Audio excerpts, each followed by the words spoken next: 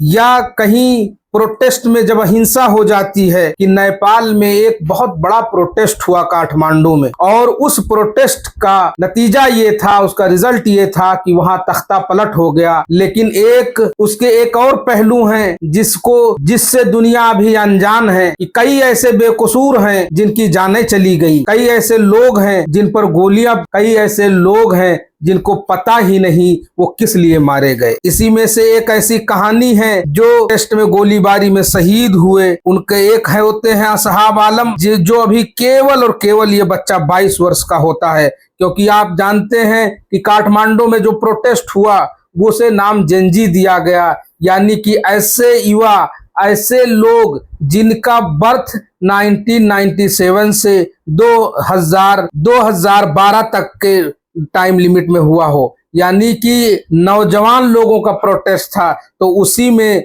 से एक असहाब आलम ठकराई, जिनकी वो उम्र होती है 22 वर्ष, और वो पुलिस की गोलीबारी में शहीद हो जाते हैं। उनकी अभी शादी बहुत कम, यानी 2 महीने पहले हुई थी। उनका पूरा परिवार शोक में डूब गया, इलाका गमगीन हो गया। ये कहानी है एक असहाब आलम की, जो परसा के रहने वाले हैं।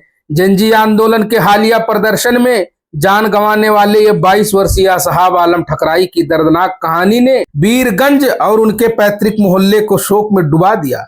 2 महीने पहले वीरगंज महानगर पालिका 12 के निवासी असहाब ने बिहार के पूर्वी चंपारण के आधारपुर के पास की रुखसिता खातून से शादी की थी, लेकिन वैवाहिक खुशियों का सफर शुरू होते ही वे संघर्ष की राह में शहीद हो गए। परिजनों के अनुसार असहाब पिछले 3 साल से पढ़ाई और रोजगार के सिलसिले से काठमांडू में रह रहे थे।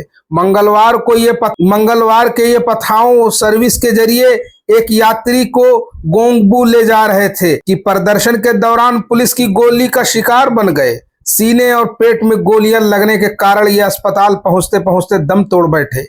उनकी लाश महाराजगंज के शिक्षण अस्पताल में रखी गई। जैसे ही यह खबर फैली, पूरे इलाके में मातम में डूब गया। असहाब की मां नजला खातून गम से बेहाल होकर बार बार पूछती रही कि उनके बेटे को क्यों मारा गया। आंसू बहाते हुए वो कहती हैं, मेरा बेटा माता पिता से बेपनाह मोहब्बत करने वाला था। अभी तो नई बहू घर आई ही थी, अब उसका सुहाग किसके सहारे रहेगा। शहीद की नई नवेली दुल्हन रुखसिता खातून गम से बेसुध होकर बार बार बेहोश हो जाती है और घर का माहौल मातम में डूबा हुआ है।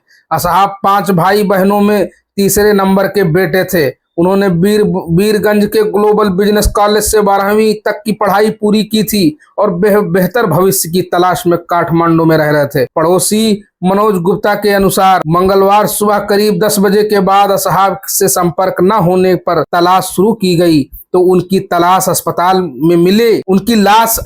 में मिली। उनके सीने और पेट में 2 गोलियों के निशान थे। परिजनों ने बताया कि पोस्टमार्टम और अनकानूनी प्रक्रिया पूरी होने के बाद शुक्रवार को असहाब के चाचा उनकी लाश वीरगंज लाएंगे, ताकि पैतृक गांव में उन्हें सुपुर्द खाक किया जा सके। असहाब की शहादत ने न केवल एक परिवार को उजाड़ दिया, बल्कि एक नई नवेली दुल्हन का सुहाग भी उजाड़ दिया।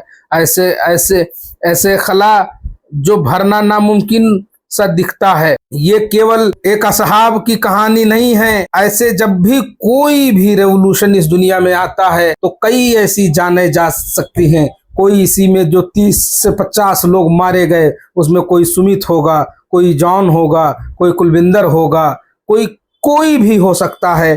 कई ऐसे लोग होंगे जिनको ये भी नहीं पता होगा कि उन्हें क्यों मारा गया, क्यों वो शहीद हो गए। तो ऐसे ही जब भी कोई मूवमेंट आता है, तो सबको ये सतर्कता बरतनी चाहिए कि किसी की जान न जाने पाए, और लोगों से उम्मीद होनी चाहिए कि ऐसे लोगों को जो बेकसूर हैं उनको कोई मुआवजा भी मिल सके। इसमें मौलाना मशहूद खान नेपाली, जो कि बोर्ड के अध्यक्ष रहे, उन्होंने इस पर कार्रवाई की मांग की है और जिम्मेदारों को सजा देने की बात कही है। अगर कहीं भी किसी को भी कुछ नहीं कहा जा सकता, जब रेवोल्यूशन आता है तो कई ऐसी जाने जाती हैं जिनको खबर भी नहीं होता कि वो क्यों मारे गए।